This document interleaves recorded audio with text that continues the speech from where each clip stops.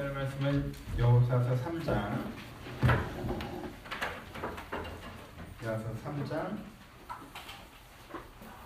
1절에서 17절 말씀 같이 보겠습니다. 좀 길지만 전체를 함께 읽읍시다. 잘 읽겠습니다.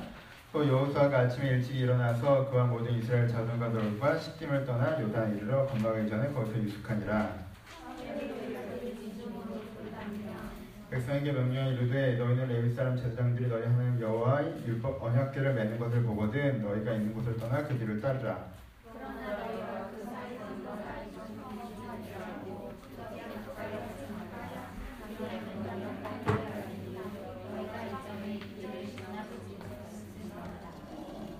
여호수아가 또 백성이 이르되 너희는 자신을 성결하게 하라. 여호와께서 내일 너희 가운데 기이한 일들을 행하시리라.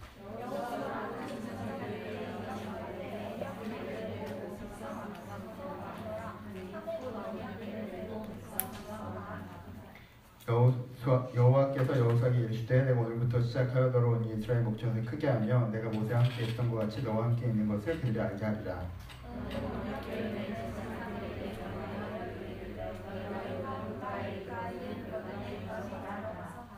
여호수아가 이스라엘 자손에게 이르되 이리 와서 너희 하나님 여호와의 말씀을 들으라 하고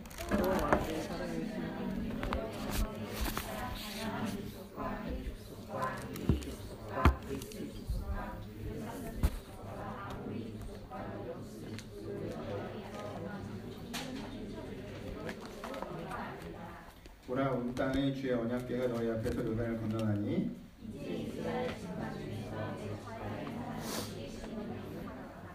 온 땅의 주 여호와의 궤를 맨 제사장들의 발바닥 요단물을 밟고 멈추면 요단물이 곧 위에서부터 흘러내리던 물이 끊어지고 한 곳에 쌓여 서리라.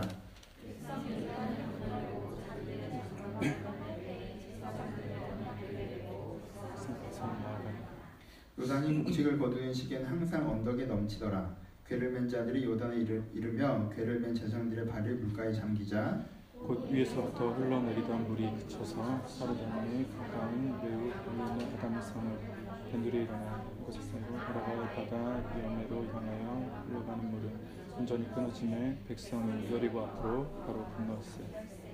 마치겠습니다. 여호와의 언약궤를 맨 제사장들을 요단 가운데에 마른 땅에 깊게 섰고 그 모든 백성이 요단을 건너는 때까지 모든 이스라엘은 그 마른 땅으로 건너갔더라. 안녕하세요. 오늘은 요단강 이야기를 좀 해보도록 하겠습니다. 여러분 요단강은 여러분들이 가장 많이 들었던 강 중에 하나죠. 성경에서 가장 많이 나오는 우리한테 익숙한 강인 것 같습니다. 이 강이 가지는 의미, 요단강에 가지는 상징성 같은 것도 한번 살펴보도록 하겠습니다. 본격적으로 요단강 이야기를 시작하기 전에 제가 그랬던 선입견을 좀 나눠볼까요? 저는 한국 사람이잖아요. 그리고 서울에서 살았고요. 저희 같은 사람한테 보통 강이면 어떤 강이 떠오르죠? 한강이죠. 저희한테 강이면 한강 정도 돼야 강이지 않습니까? 그래서 성경에서 강이라고 나오면 우리는 어떤 걸 상상해요? 한강 같은 엄청난 강을 상상해요. 근데 여러분 한강이 굉장히 특별한 강인 거 아시죠? 도시를 끼고 있는 강 중에 이렇게 큰 강이 많지 않은 걸로 저는 알고 있습니다. 굉장히 큰 강이에요.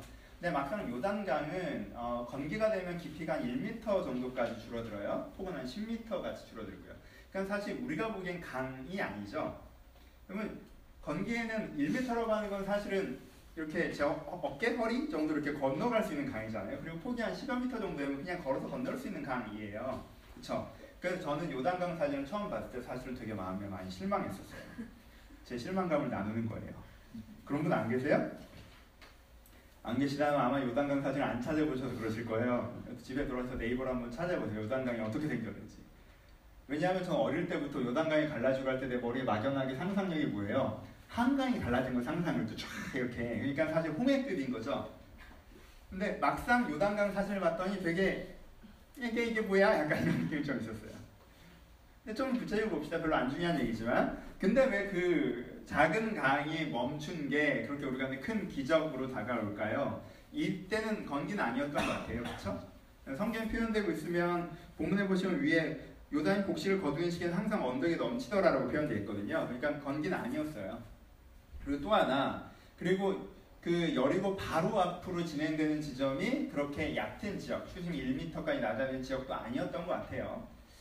하지만 좀 얕고 낮았다 할지라도 사람이 전쟁을 하러 가는 거잖아요, 그쵸? 그러니까는 1m건 2m건 내가 허우적허우적 이렇게 내가 이제 짐 들고 이렇게 건너가면 어떻게 되겠어요? 맞은편 여리고 군대가 가만히 놔두겠습니까? 그렇지 않죠, 그쵸?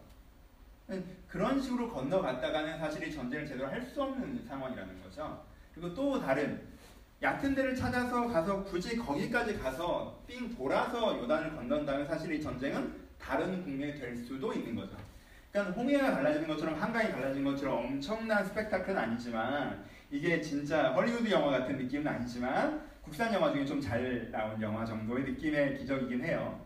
이 기적의 의미는 어떤 거라는 거예요? 이 기적의 의미는 이 전쟁을 할 수 있는 특별한 기회를 주시는 의미가 있죠. 여기까지는 그렇게 중요한 건 아니고 혹시나 여러분들 집에 가서 요단강 사진 찾아보고 실망할까봐 미리 얘기 드린 거예요. 그렇죠? 한강이 갈라진 것처럼 갈라지는 건 아니라고. 가봅시다. 그러면은 요단강, 이 물리적으로 어디서부터 어디까지 흐르는 강이다. 이 강이 폭이 어떻다, 깊이가 어떻다. 지금도 요단강을 가봤더니 요단강이 이렇게 생겼더라. 성지순례 가시면 볼 텐데 요단강이 이렇구나. 다 좋은데 그거 말고 성경에서 갖고 있는 요단강이라는 강의 의미가 더 중요하겠죠, 그렇죠? 풀로 한번 들어가 봅시다. 이스라엘 백성들이 광야 생활을 하고 있었어요. 이젠 가나안 땅으로 들어갈 거예요. 가나안 땅은 약속의 땅이에요, 그렇죠? 소망의 땅이에요. 이제 우리가 이상적으로 생각하는 땅이에요, 그렇죠? 가나안 땅은 이상적인 땅이 저기 있어요. 우리는 어디 살아요? 지금 광야에 살았죠? 근데 이 광야의 삶에서 저 이상적인 땅으로 들어가려고 해요. 들어가면 되는 거예요. 근데 거기에 뭐가 막고 있어요? 요단강이 막고 있죠, 그렇죠? 여러분 요단강은 갈릴리에서 사해까지 360km에 걸쳐 있는 강이에요. 그러니까 이 강을 건너지 않는 한 가나안으로 들어가는 방법이 없는 거예요. 우회할 수가 없어요. 자, 그 강이 막고 있는 거예요. 그럼 요단강이 갖고 있는 의미는 뭐겠어요? 여기서 요단강에 있는 첫 번째 의미는 좌절이죠. 요단강이 갖고 있는 첫 번째 의미는 좌절의 강이에요. 내가 절로 넘어가야 하는데 저 땅으로 들어가야 하는데 이것 때문에 내가 저기로 들어갈 수가 없어요. 그래서 눈에 뻔히 보이는데 바로 지척인데 한강처럼 넓은 강이 아니니까 바로 너머에서 보이는데 이것 때문에 건너갈 수가 없어요. 그래서 나는 저곳에 가지 못하고 이곳에 머무르게 돼요. 좌절의 강이고 실망의 강인 게 요단강의 첫 번째 의미. 그러니까 여러분들에게 첫 번째 의미의 요단강은 뭐겠어요? 요단강이 있으시죠? 나 이런 사람이 되고 싶어요.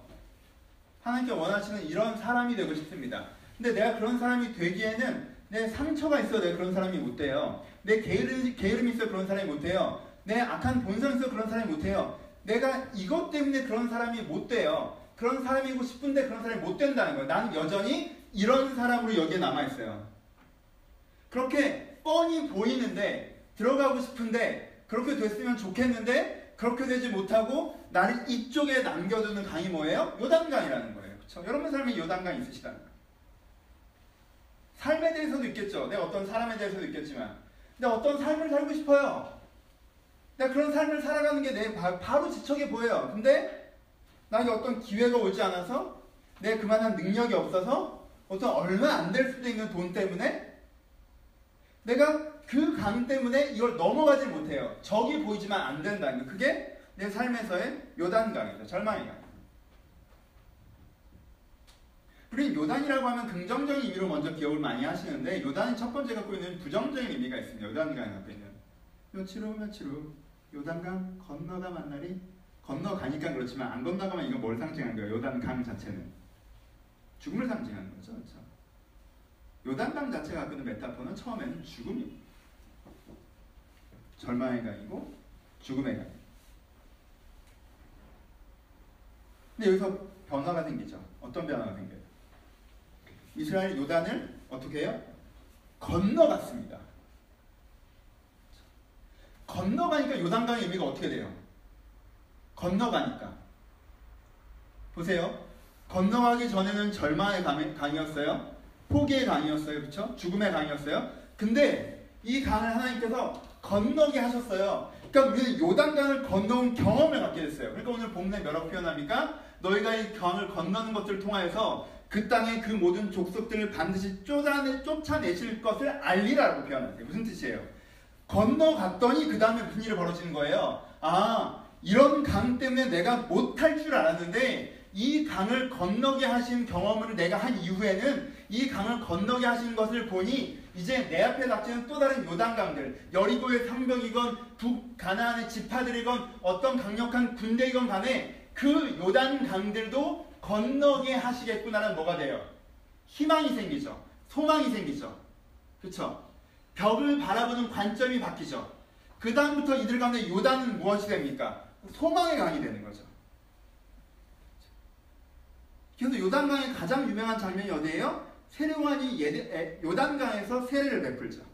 재생의 강, 새 생명의 강.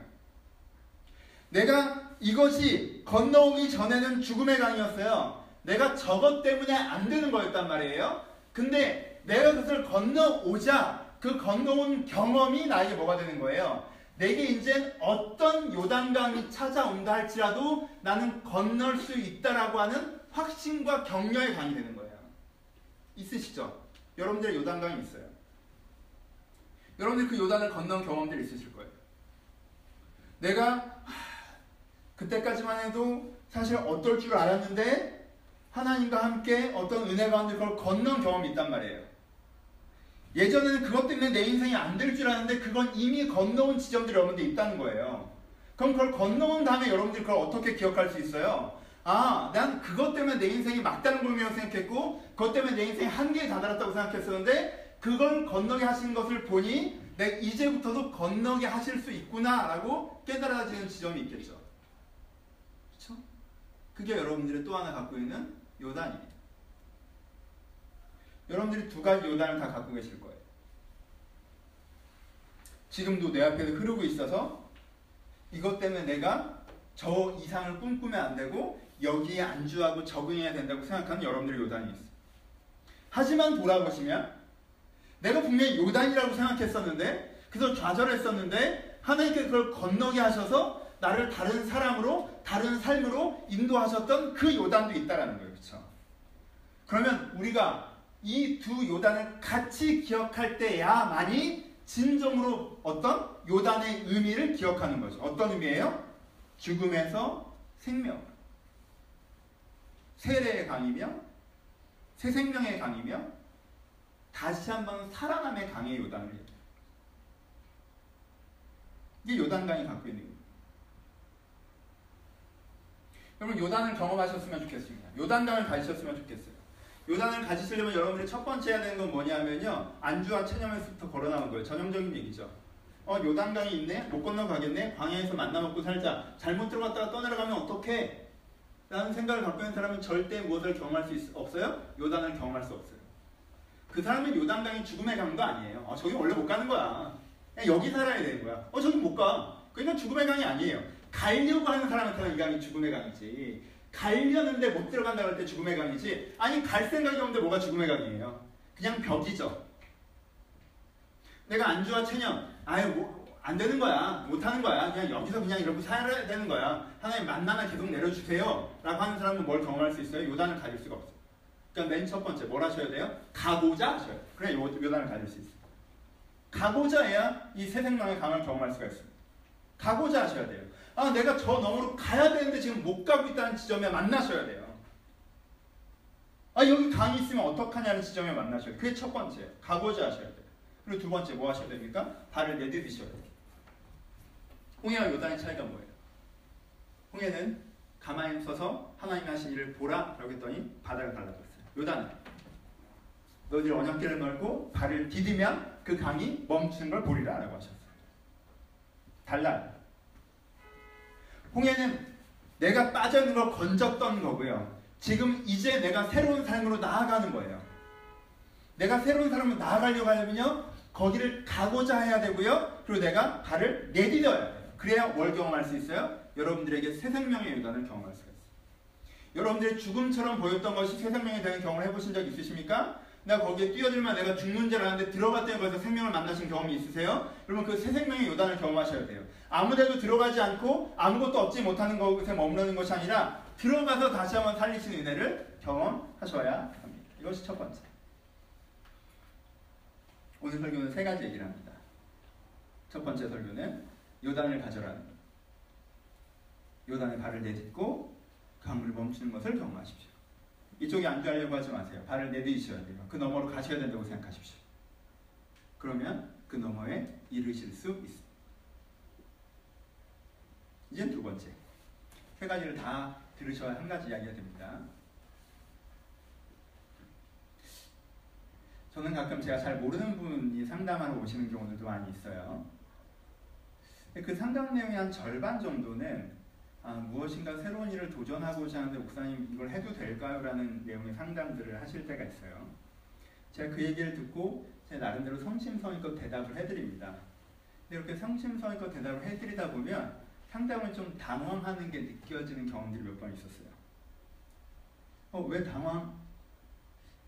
내가 이렇게 들여다보니까 그분들은 대부분 뭔가 새로운 거에 도전하는 게 어떨까요? 라고 저한테 찾아오면 김봉현 목사라는 사람은 도전해라! 라고 대답할 줄 예상하고 오셨나 봐요. 근데 여러분들이 아시다시피 저는 꼭 그렇지는 않거든요. 그렇죠? 저는 이런저런 상황들을 설명하니까 좀 당황해 하시더라고요. 목사님 캐릭터에서는 목사님 설교를 들어갔더니 여러분들 앞에 요단이 있으면 발을 내디지면 그 옆을 가야 되고 여기 안주하는 게 문제고 막 이런 식으로 막 설교를 했는데 막상 찾아와서 들어보니까 요단강에 발 잘못 들어서 떠내려면 어떡하냐, 만나 감사한 줄 알고 여기서 살아라 이런 식으로 얘기한 것 같으니까 목사님 뭔가 설교와 다르다 하는 느낌을 받으시는 것 같아요. 여러분들도 경험을 하시죠? 저랑 상담하신 분은. 전 어떤 친구를 붙잡고 교직원 연금이 얼마나 중요한데 네가 그만둬서는 안 된다. 끝까지 버텨라. 너는 정말 늙어 죽을 때까지 여기 있어야 된다라고, 여기서 은퇴해야 된다고 제가 얼마나 막 간곡하게 설명을 할 때도 있어요.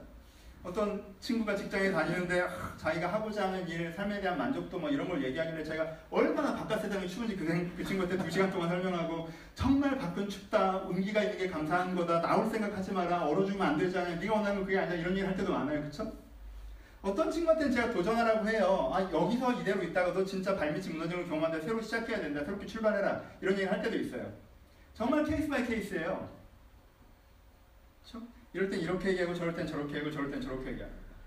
내 직장에 대해서 막 얘기하면서 이 직장에 대해서 내가 지금 만족감이 없고 보람이 없고 새로운 직장으로 나아가려고 한다. 전 보기에 그럼 나아가야지 이렇게 얘기하지 않아요. 목사님이 지금 남자친구가 내가 정말 사랑하는 것 같지 않고 편안하긴 한데 정말 사랑하는 것 같지 않고 그럼 저는 무조건 헤어지라고 할 것 같죠? 전 잘 안 그래요. 신중하게 생각해보자 라고 얘기합니다. 다음 기회가 없을 수도 있는 거잖아요. 그것이 최선일 수도 있고 나를 돌아봐야 되는 분도 분명히 많이 있고요. 그쵸? 그럼 저는 그래 얼마든지 하나님께서 짝지으시는 그분이 나타날 때까지 우리 인생의 길을 기도하며 걸어나보자 이렇게 잘 얘기 안 해요. 그쵸? 왜 그래요? 왜 이렇게 설교하는 맥락이랑 상담하는 맥락이랑 달라지죠?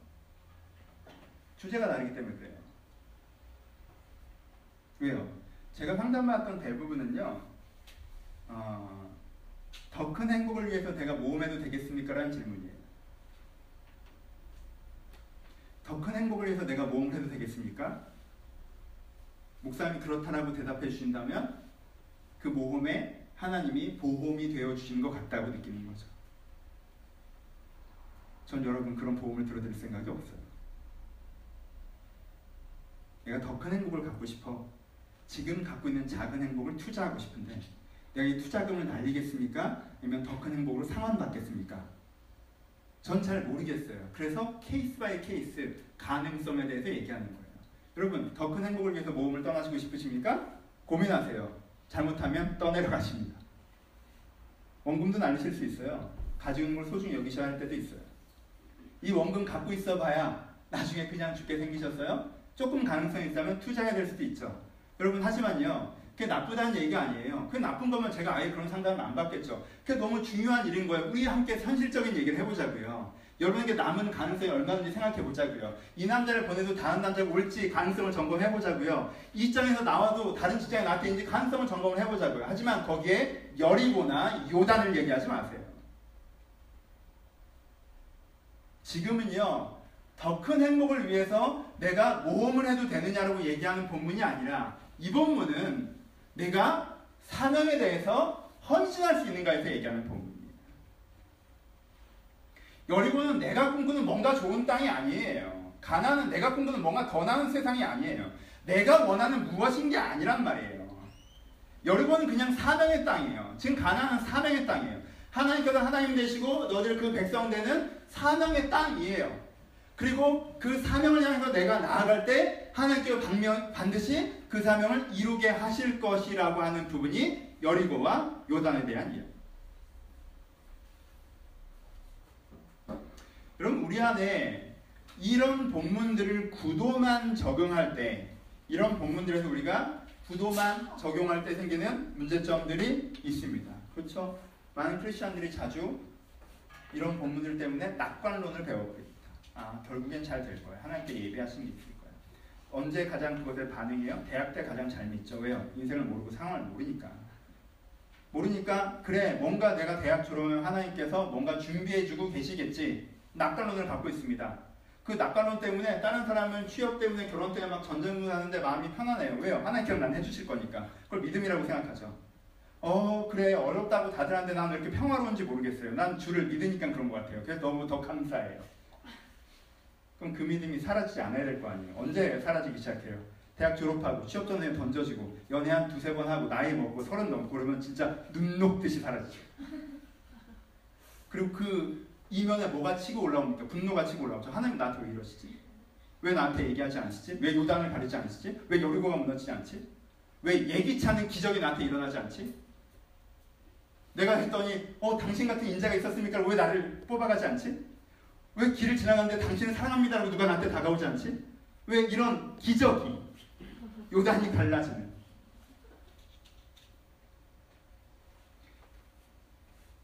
우리 고민해보자고요.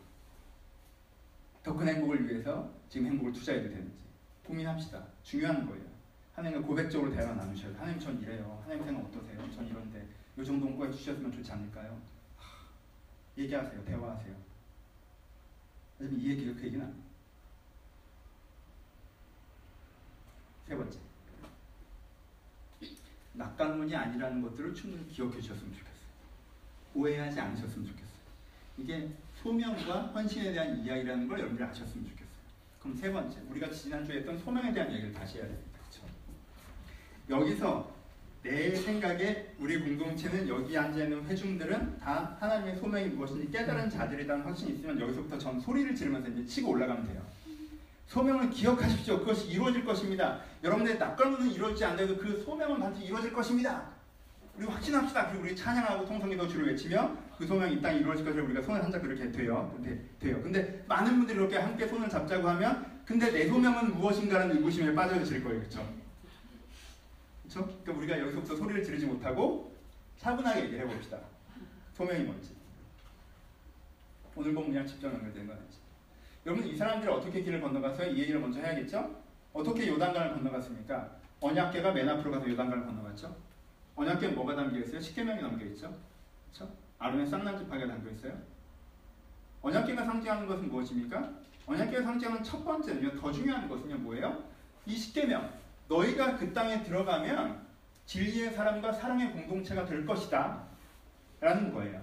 그럼 언약궤를 앞에 둔다는 건 뭐예요? 하나님 내가 하나님께 우리 가운데 약속하신 것처럼 우리 가운데 부르신 것처럼 우리가 진리와 사랑의 공동체가 될 걸 믿습니다라고 고백하는 거죠. 그게 소명이에요. 그렇죠? 소명이란 무엇이라고 얘기했어요? 하나님께서 지금 여러분들이 어떤 사람이 되길 바라시고 어떤 삶을 살길 바라신다라고 하는 그것 때문에 지금 내가 오늘 해야 하는 일, 이 소명이라고 했어요. 그렇죠? 그래서 모든 사람은 뭘 갖고 있다고 했어요? 지금 이 순간 소명을 갖고 있다고 했어요. 그럼 지금 이 언약궤를 맨 앞으로 두는 건 뭐예요? 하나님께서 우리를 진리와 사랑의 공동체로 만드실 것이기 때문에 그것을 위해서 오늘 요단을 건너가야 한다면 하나님께서 이 물을 가리실 것입니다라고 고백하는 거예요. 그렇죠? 내가 소명을 향하여 헌신할 때 주께서 그 소명을 이루실 것입니다라고 고백하는 것이 뭐예요? 이 요단강 사건의 핵심이에요. 위시가 아니라. 그럼 뭘 찾아야 됩니까? 여러분의 소명을 발견하셔야죠. 한 사람 한 사람의 소명을 제가 말씀드릴 수 없어요. 조금 더 우회해서 얘기를 해볼까요? 이런 표현 어떨까요? 여러분 직장에서 일을 배우실 때 직장에서 후배 혹은 직원이 들어와서 일을 가르칠 때 가르치는 사람은 뭐부터 가르칩니까? 이 일을 하는 목적부터 가르쳐. 일을 잘 가르치는 사람이라면 이 일은 이걸 위해서 하는 거야. 그 다음에 뭘 가르쳐요? 맥락을 가르쳐요. 이걸 위해서 하는 거예요. 그래서 이런 흐름으로 이게 진행돼야 돼. 그 다음에 뭘 가르쳐요? 업무를 가르쳐요. 그러니까 네가 이거를 해줘야 되는 거야 라고 가르치는 게 일을 잘 가르치는 거예요. 그렇죠? 근데 일을 잘 못 배우는 친구들은 어떻게 배워요? 1번을 잘 안 들어요. 국민교육 헌장한테 뒤 들어요. 2번도 잘 안 들어요. 그 다음에 3번만 들어요. 뭘 들어요? 그러니까 이거 하라는 거지. 그것만 딱 들어요. 그럼 무슨 일이 발생해요? 나중에 목적과 맥락으로 치면 1, 2, 3, 4를 하라고 했지만 3번을 스킵하고 5번을 해야 되는 상황들이 생기거든요. 1, 2번을 더 열심히 하고 2, 3, 4는 지금 중요하지 않은 상황들도 생겨요. 그쵸? 근데 그 사람들은 어떻게 해요? 세 번째만 배운 사람들은 그냥 1, 2, 3, 4 이렇게 하고 있죠. 그럼 일을 시키는 사람은 어떻게 해요? 답답하죠. 근데 그 밑에 있는 사람은 어떻게 해요? 네가 이렇게 하라고 했잖아 이렇게 되죠. 왜 말이 바뀌어? 이렇게 돼요. 근데 하는 사람은 넌 내가 말할 때 뭘 들은 거야? 라고 얘기해요. 그럼 듣는 사람은 네가 무슨 일을 했는데 네가 이렇게 하라고 해놓고 이렇게 되는 거예요. 그래서 이 사람이 저 사람이 나쁜 상사라고 생각하고 저 상사는 얘가 어리석은 직원이라고 생각하게 되는 거죠. 왜요? 하나만 보니까. 일은 그렇게 배운 게 아니잖아요. 공부도 마찬가지죠. 과외 선생님한테 이 문제의 답이 뭐예요? 라고 하면 물어보는 친구는 뭘 듣고 싶어요? 3, 8, 7 숫자를 듣고 싶어요. 근데 과외 선생님은 뭘 얘기하기 시작해요? 이 문제가 원하는 것 말이야 이렇게 시작하죠. 그렇죠? 이 문제의 의도는 이 문제는 뭐에 관한 문제인데 그래서 어떻게 풀이를 해야 되면 말이지 그래서 이게 답인데 이런 유사한 문제는 어떤 경우가 있냐 하면 이렇게 막 설명을 해요. 그럼 듣는 애는 공부 잘 못하는 애는 그러니까 몇 번인데 그러니까 내가 맞았어 틀렸어 7이야? 맞았다 찍어놓고 맞았다 나 이거 맞췄어 더 설명하지 마 이렇게 되죠. 그럼 얘가 늘어요 안 늘어요? 안 늘죠. 그리고 그 문제 그 해법을 배우려고 이 수학을 하는 거예요? 아니죠. 전 여러분 지금 여러분 나눗셈 하세요? 전 사실 덧셈 뺄셈까지는 암산은 하지만 곱셈 나눗셈 그럼 전 핸드폰 킵니다. 그럼 저는 어디까지만 배웠으면 되는 거야? 초등학교 2학년 2학기만 배웠으면 되는 거예요. 그렇죠? 그리고 나머지는 이걸로 하니까 전 곱셈도 안 사용할 때 있지만 전 나눗셈은 절대 안 사용하지 않아요. 그냥 핸드폰 켜요. 여러분 대부분 문과들 아닌 것처럼 그러네. 제가 확신합니다. 여러분 문과들 장윤희 자매님 이쪽이세요. 저 확신하는데 진짜. 응? 정원이도 이쪽인 것 같은데. 응? 그럼 덧셈도 뺄지도 모르는데. 귀찮은 거 싫어할 것 같은데. 그렇지 않아요? 그럼 나는 초등학교 2학년 이후로 안 배웠어야 되는 거예요? 내가 그 다음부터 했던 수학은 다 쓸모없는 거예요? 아니에요. 제가 꼭 그런지 모르겠지만 수학을 했기 때문에 머리가 더 좋아졌을 거라고 저는 생각합니다. 그쵸? 왜요? 수학적 사고에 대한 거기 때문에. 논리에 대한 거예요. 머리를 그렇게 만들자는 거예요. 그쵸? 말이 돌아서 미안해요. 돌아옵시다. 그럼 사명이 뭐예요? 여러분 어떤 사람이 되는 거에 대한 문제라고 그랬죠? 여러분 어떤 삶을 사는 거에 대한 문제라고 그랬어요? 하나님께 여러분들 어떤 사람이 되길 바라시고 어떤 삶을 살길 바라신가에 대한 문제라고 그랬어요. 그럼 뭐부터 배워야겠어요? 사람이 뭔지부터 배워야겠죠. 어떤 사람이 좋은 사람인지 바른 사람인지 건강한 사람인지 먼저 배워야겠죠. 삶이란 무엇이 먼저 배워야겠죠. 삶이란 무엇인지 도대체 살아간다는 건 무슨 의미를 갖고 있는 것인지 배우겠죠. 그리고 내가 어떤 사람인지 배워야겠죠. 나라는 사람이 진짜 어떤 사람인지 어떤 본성과 어떤 재능과 어떤 열정과 어떤 인격과 어떤 가능성을 갖고 있는 존재인지 배워야겠죠. 그래야 겨우 사명에 대해서 이야기하기 시작할 수 있겠죠. 또 다른 변수들이 있어요. 문제를 풀 때는. 그렇죠. 하지만 그 변수까지 고려하기 이전에 일단 중심으로는 그것 정도는 알고 있어야 뭘 할 수 있어요? 사명에 대해서 알아가고 있죠. 근데 여러분 제가 2주 전에 사명에서 설교한 다음에 많은 분들이 또 사명에서 생각하기를 그래 내 사명을 위해서 기도하자. 근데 난 사명이 뭔지 잘 모르겠어. 예수님 하나님 저희한테 사명을 가르쳐주세요. 가르쳐주세요. 가르쳐주세요. 근데 잘 모르겠다. 목사님 저는 사명을 잘 안 가르쳐주는 것 같아요. 전 뭔지 잘 모르겠어요. 그럼 그거보다 좀 오래 걸리는 거예요. 그렇겠죠? 그거보다 지속적으로 하셔야 되는 거예요. 그렇겠죠? 제 사명은 뭘까요? 오늘 좀 다른 얘기가 많은데 제가 어릴 때 처음 받은 사명의 첫 문장은요 제가 대학 때 요한복음 말씀으로 되게 깊게 받았어요. 이게 내 사명이구나 제 마음에 깊게 새겨진 첫 번째 하면은 발을 씻기는 자가 되라는 거였어요. 이게 지금 나를 향한 부르심이구나. 그래서 제가 그 본문을 읽고 정말 깊이 제 영 가운데 탁 부딪힘이 있어서 지금도 그 장면들 제 집에서 혼자 기억나요. 그 사명의 말씀을 갖고 좋았을까요? 안 좋았을까요? 좋을 게 뭐가 있겠어요? 내가 큰 성공은 못하는구나. 그렇잖아. 발을 씻기우는 자. 내가 뭘 하든 유명해지진 않나 보다. 돈도 많이 벌지 못할 것 같고. 전 지금도 그렇게 생각해요. 내가 그렇게 뭐 대단하게 뭔가 그러지 않을 거예요. 첫 단추가 그렇게 껴졌는데 뭘. 그렇죠. 그리고 내가 좀 뒤치다거리하면서 살겠구나. 발을 씻기는 자가 되는 거예요. 지금도 그렇죠. 여러분들 뒤치다거리 하잖아요. 그냥 뭐 열받은 일 있으면 찾아가서 듣고 뭐 복잡한 일 있으면 찾아가서 설명하고 막 그렇잖아요. 교회 멋이니까 못 오시니까 제가 또 출장으로 가서 설명하고 다. 처음엔 근데 그 문장만 들었을 때 잘 모르겠는 거예요. 발을 씻기는 자가 되라. 잘 모르잖아요. 근데 최소한 뭔 담겨 있습니까? 아, 내가 이타적인 삶을 살아야 되겠구나. 다른 사람 돌보는 삶을 살아야 되는구나. 그러면 그것보다 시작할 수 있어요? 시작할 수 있죠. 그때 이미 시작하는 거예요. 그 다음에 어떤 영역이 있어? 아, 직업적으로는 목사라는 직업을 갖고 하는 거구나. 영역적으로는 목회라는 영역에서 하는 거구나. 그렇죠? 그럼 그 다음에 또 한참 지나서 그럼 내가 어느 교회에서 아, 내가 개척을 해야 되는 거구나. 내가 교회를 세워야 되는 거구나. 그럼 세우면 어떤 교회를 만들 건데? 아, 이런 교회를 만들어야겠구나. 그걸 위해서 내가 오늘 뭘 해야겠구나. 여러분, 사명의 조각들은요, 전 지금도 다 몰라요. 그쵸? 저는요, 하나님께서 내게 주신 사명은 이거고, 전 그 사명을 이루려고 합니다라고 말하는 사람에 대해서 그렇게 선호하지 않습니다. 여러분, 그러면 좁아지고 구체적이 되면 제 사명은 나무의 순교를 어떻게 세우는 게 제 일생의 남은 날들의 사명이겠죠. 그래요? 남의 숨 교회가 없어지면 제 사명이 실패한 건가요? 저는 한 3년 전까지만 해도 이 교회가 없어질 수도 있다는 위기감을 갖고 살아왔는데 지금도 그게 싹 사라지진 않았어요. 우리 교회가 제 목회방이 엄청나게 동의가 되신 것도 아니고 영적으로 정성이 뛰어난 것도 아니고 여러분들이 매주 교회 예배 드려야 되는 확신을 갖고 계신 분들도 아닌 것 같고 여러 가지 면에서 이 교회가 여러 가지 가능성이 있죠? 그럼 이 교회가 만약에 없어져요. 그런 일들이 가끔 있었어요. 그렇죠? 저는 이렇게 교회가 7, 8년 있다 없어진 경우를 가끔 봤단 말이에요. 교회가 없어지더라고요. 그냥. 그럼 우리도 없어질 수도 있겠구나. 그럴 수 있잖아요. 그렇죠? 그러면 제 사명은 실패한 거예요? 아니에요. 저는 그래도 여전히 어딘가에서 누군가의 발을 씻기는 삶을 살 거예요. 그럼 되는 거예요. 애초에 이 교회와 함께 내가 출발한 것도 아니고 그래도 여전히 전 그 삶을 살 거예요. 사명이라고 하는 건 삶의 직업적 구체성이기도 하고요. 현장의 구체성이기도 하고요. 삶의 태도이기도 합니다. 이 모든 것들을 다 포함해서 사명이라고 얘기하는 거예요. 좁은 현장성에만 갇혀도 안 되고요. 넓은 일반론에만 갇혀도 안 돼요. 사명은 그보다 통합적인 맥락이에요. 그렇잖아요. 여러분 수학도 그렇고 일도 그렇습니다. 전체적인 맥락과 의미가 있고 그것이 지역적인 행동으로 나아가게 되는 거예요. 이 맥락성이 사명에도 여전히 있어요. 여러분들은 사명을 발견하셔야 돼요. 오래오래 찾으려고 하셔야 돼요. 기도하셔야 돼요. 내 사명이 무엇인지. 왜요?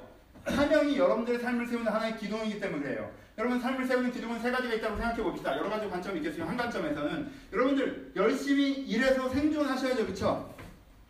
생존과 의무의 기둥이 있습니다. 내가 생존이라는 숙제가 있기 때문에 의무를 감당해야 돼요. 그럼 뭐가 찾아옵니까? 안정감이 찾아오죠. 그렇죠? 여러분 생존이 흔들려봐요. 불안해요. 이거 엄청 힘든 거예요. 그렇지 않아요? 여러분 직장이 어렵거나 경쟁 문제가 생기거나 직장에서 뭔가 문제가 생기면 뭐가 흔들려요?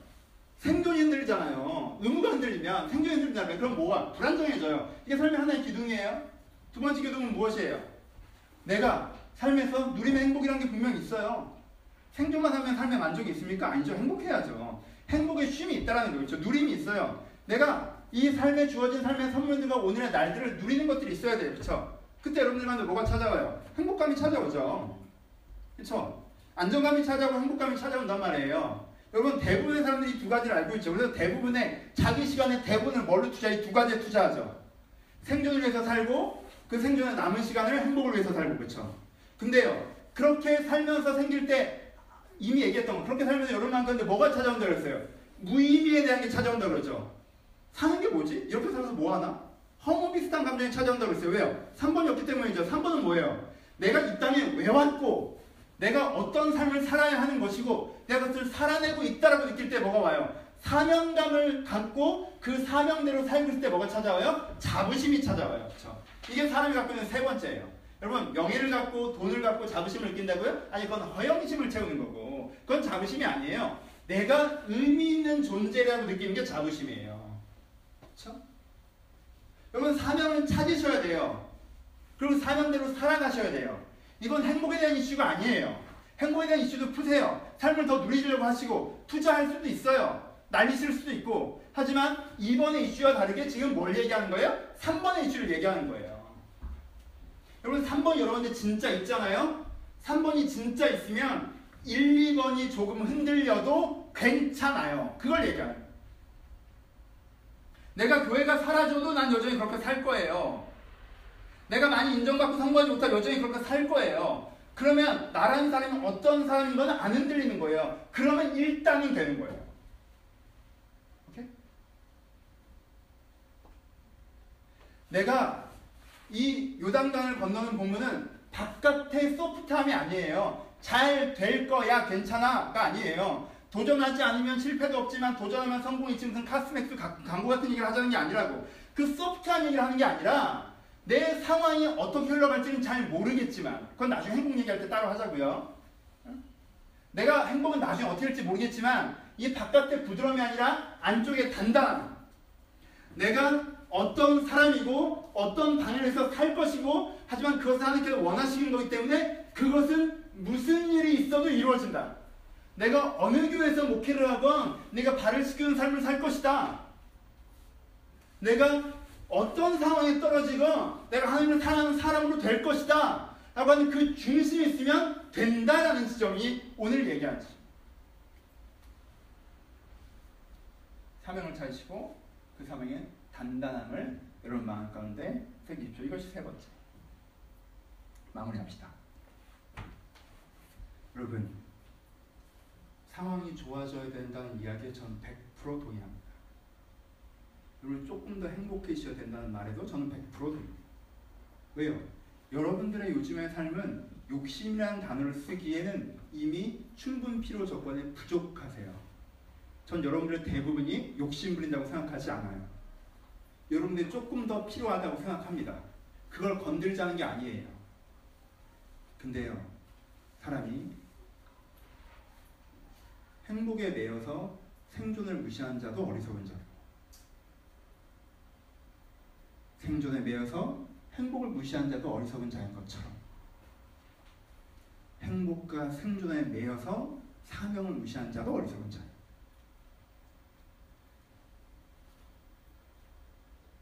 저는 좀 더 즐거운 일을 위해서 직장에 나오는 거 그렇게 많이 찬성하지 않는 편이에요. 왜요?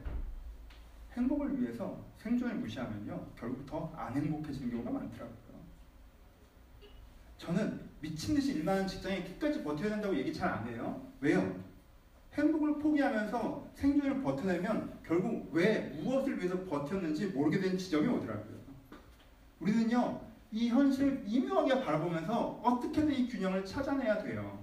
그런데요, 우리는 이 두 가지 날개로 나는 것이 아니라 세 가지 기둥으로 서 있다고 생각하셨으면 좋겠어요.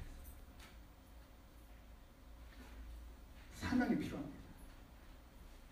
내가 이것을 왜 하는지, 무엇을 해야 하는지, 내가 어떤 사람이 돼야 되는지, 어떤 삶을 살아야 하는지, 그러면 나는 지금 무엇을 해야 되는지.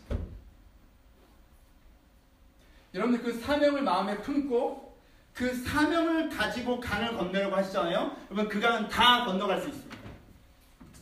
그거는 막히지 않아요. 내가 사명을 갖고 그 강을 건너가려고 한다면요, 내가 큰 목회, 작은 목회, 좋은 평가, 안 좋은 평가, 그런 건 어떨지 모르겠지만 내가 누군가의 발을 씻기는 삶은 살 수 있어요. 내가 하나님을 사랑하는 사람은 될 수 있어요. 그것으로 말미암아 오는 자부심은 느낄 수 있어요. 그것을 말미암아 갖는 영향력은 누릴 수 있어요. 그건 흔들리지 않아요. 그리고 그게 흔들리지 않게 내 삶을 견뎌줄 때 그것이 내 행복과 내 생존에도 훨씬 더 유익합니다. 여기까지 얘기할 수 있어요. 그럼 여러분 사명의 삶에 눈 뜨십시오. 사명이 여러분들의 영혼이어야 합니다. 행복이나 생존이 아니라. 사명이 나의 사회적 삶의 영혼일 때 그 사람을 통해서 많은 일들이 일어날 수 있습니다. 그런 사람이 흔들리지 않고 환경을 넘어서 앞으로 갈 수 있어요. 생존의 영혼인 사람은 환경에 흔들릴 수밖에 없어요. 행복이 영혼인 사람은 자주 지쳤다고 주저앉을 수밖에 없어요. 사명이 영혼인 사람이 사회적 자아에서 이 세상에 흔들리지 않고 앞으로 걸어갈 수가 있습니다. 말씀 마칩니다. 요단강을 건너는 이야기가 여러분들의 환경에 대한 이야기, 여러분이 하는 모든 행복을 향한 모험에 하나님의 보험이 되시는 이야기를 하면요, 그 외에는 단기간에 엄청나게 부흥할 수 있습니다. 그렇잖아요?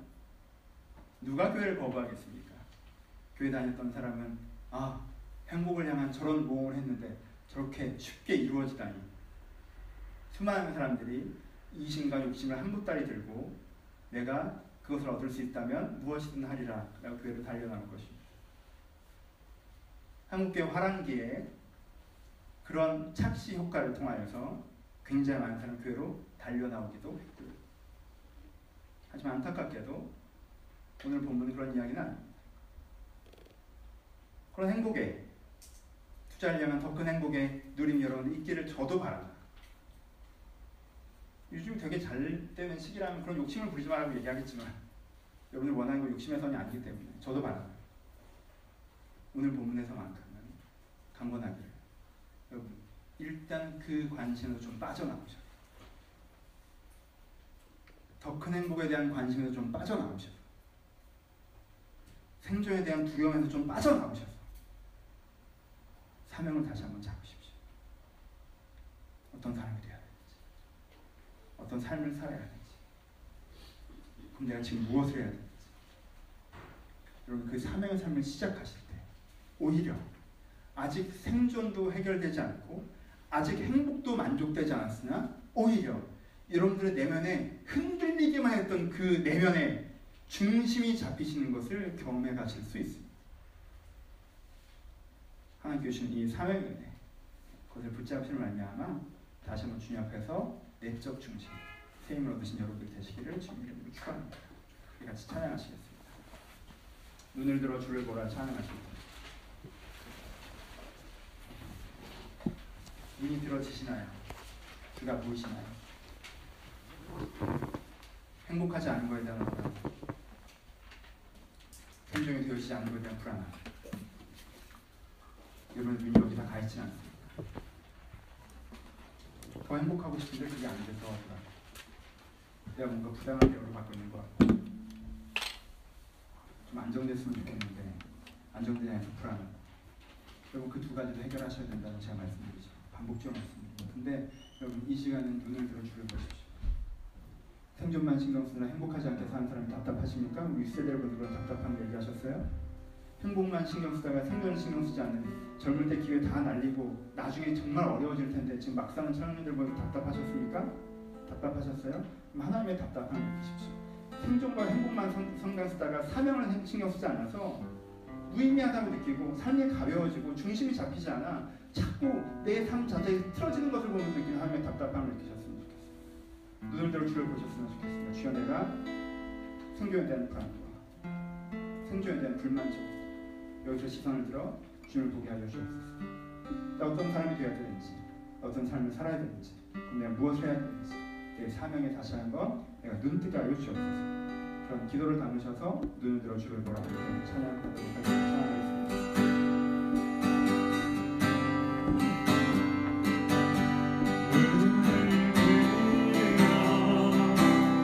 주의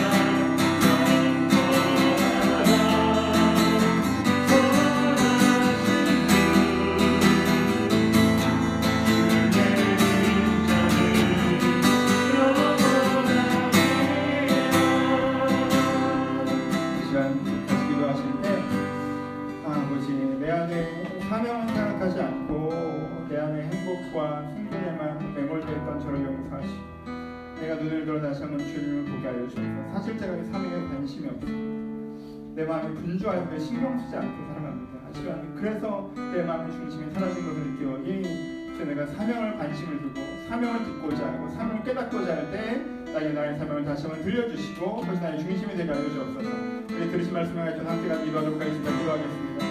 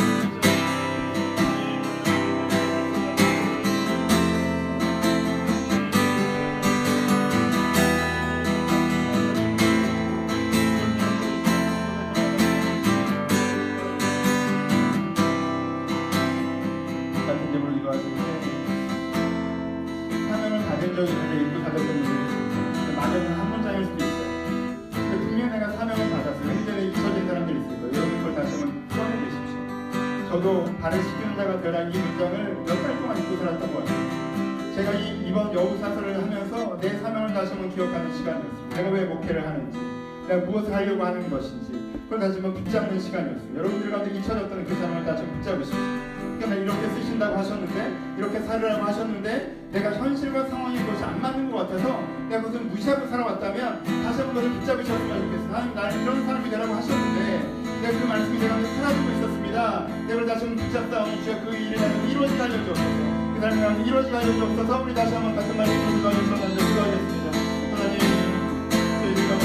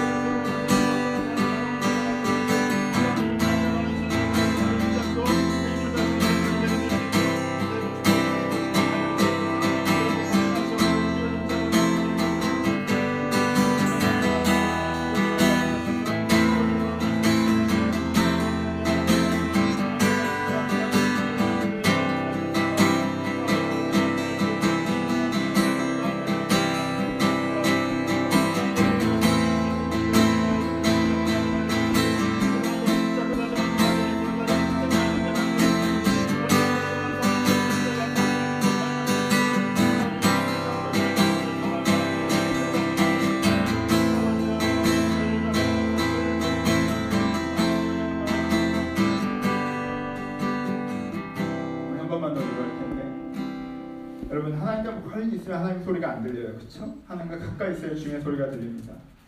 여러분 주님의 사명이 무엇인지 은혜가 무엇인지 그거 다 잊어 있고 다른 마음이 나에게 많이 생겨서 그 생각하기도 어색하십니까? 여러분들 가장 먼저 해야 되는 그 시간을 갖는 거. 하나님과 주님과 함께 시간을 좀 더 갖겠습니다.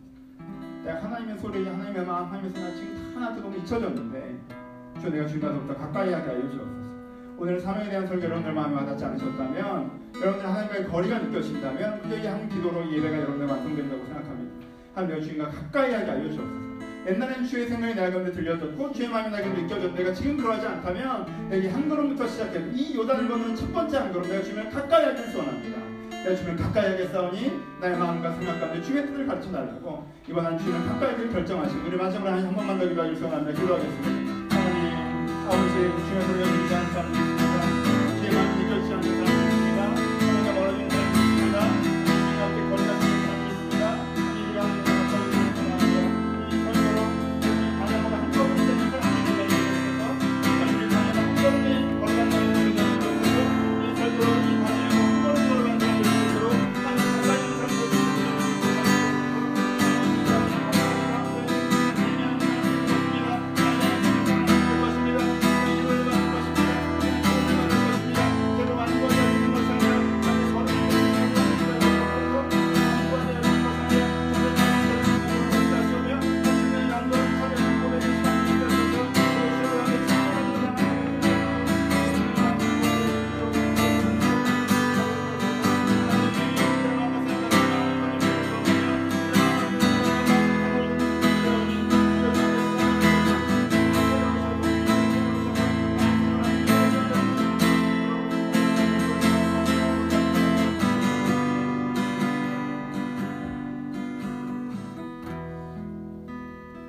하나님, 저희가 참 깊이 빠져서 살아갑니다. 내 생존의 문제, 불안감, 내 행복의 문제와 불만, 그러니까 여기에 빠져 다른 것을 느끼고 생각할 새가 없음을 주님 앞에 고백합니다.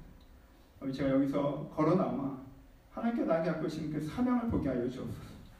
하나님께서 그 사명을 나에게 안겨주셨는데 그 가운데 아름다운 나라, 위대한 나라, 하나님을 닮은 사람, 하나님께서 원하시는 삶을 살아가는 그 사명을 나에게 분명히 주셨는데 내가 거기에 귀 기울이게 하시고 거기에 귀 기울일 때 내가 무엇을 오늘 해야 될지 깨닫게 하시고 그것을 시작하게 하시고 그렇게 시작할 때 내 앞에 있는 요단강이 갈라진 것을 경험하게 하셔서 주님께 원하시는 사람으로 주님께 원하시는 삶을 살며 살아가는 것이 나에게 가장 중요함을 느끼고 누리게 하여 주옵소서.